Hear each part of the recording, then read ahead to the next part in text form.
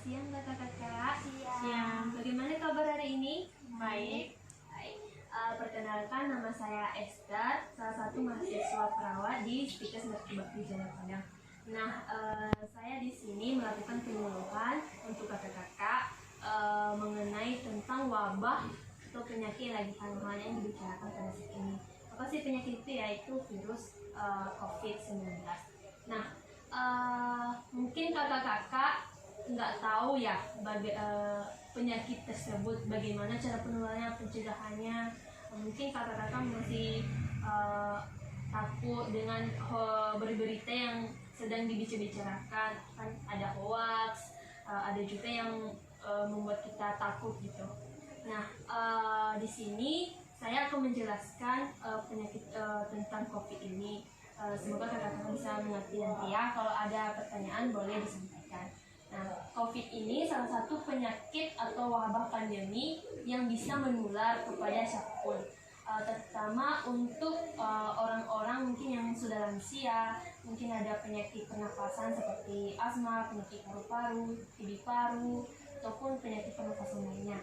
Nah, dan juga kepada kita untuk remaja-remaja, tidak ada menutup kemungkinan untuk bisa menular karena penyakit ini penularannya sangat cepat dan bisa ditularkan melalui pernapasan.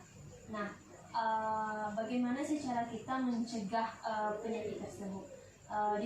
Sekarang ini kan lagi diadakan PSSB kan, jadi kita harus homestay. Jadi kita sebagai masyarakat juga harus mematuhi peraturan yang telah ditetapkan oleh pemerintah. Bagaimana caranya? Yang pertama itu kita jaga jarak kita kepada sesama kita. Itu sama aja kita saling menghargai, bukan karena kita salaman kita bilang kita berjabat tangan dengan orang-orang di sekitar kita, bukan berarti kita tidak menghargai mereka. Hanya saja kita menjaga kita dan juga kita menjaga orang tersebut supaya penyakit ini tidak menular kepada orang lain maupun pada diri kita sendiri. Nah, selanjutnya kita juga harus menjaga kesehatan baik lingkungan, diri kita, keluarga kita. Nah, bagaimana sih caranya? Yang pertama itu kita apabila kita keluar, kita harus memakai masker supaya kita tidak kontak langsung dengan orang-orang yang mungkin ada penyakit ataupun kita yang mengidap bisa menularkan ke orang lain. Nah, selanjutnya kita juga harus memakai sanitizer apabila ada. Kalau tidak ada, kita bisa mencuci tangan dengan caranya 6 langkah. Nanti saya akan mengajarkan kakak-kakak bagaimana cara mencuci tangan yang baik dan benar. Nah, selanjutnya di sini saya akan mengasih tahu kepada kakak-kakak apa sih ciri-cirinya orang yang mungkin mengidap kemungkinan mengidap penyakit COVID ini. Nah, pertama seperti orang mungkin demam tinggi. Nah, apabila saudara kakak-kakak ataupun kakak-kakak mengalami demam tinggi, alangkah baiknya kakak bisa memeriksa diri ke rumah sakit terdekat. Selanjutnya gejalanya seperti batuk, flu.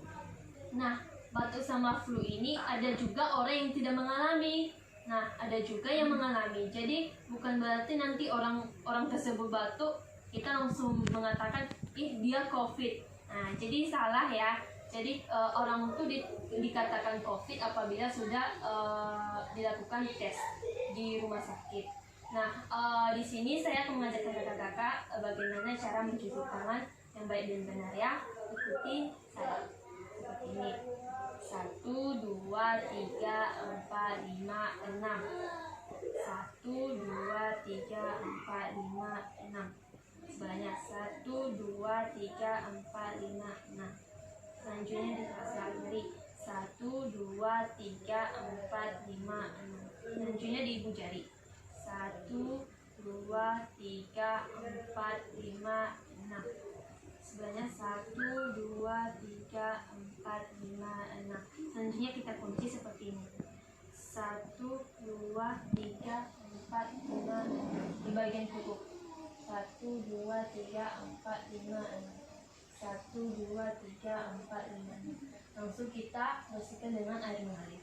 Selanjutnya kita lap dengan tisu atau dengan handuk. Nah, itu saja cara-cara menjaga dan juga informasi tentang COVID-19. Ada yang perlu ditanyakan? Enggak ada.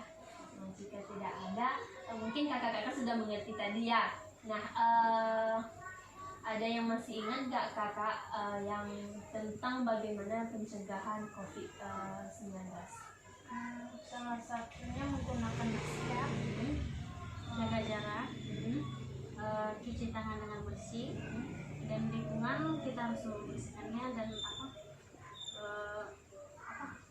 menghindari keramaian. Wajib memakai hand sanitizer.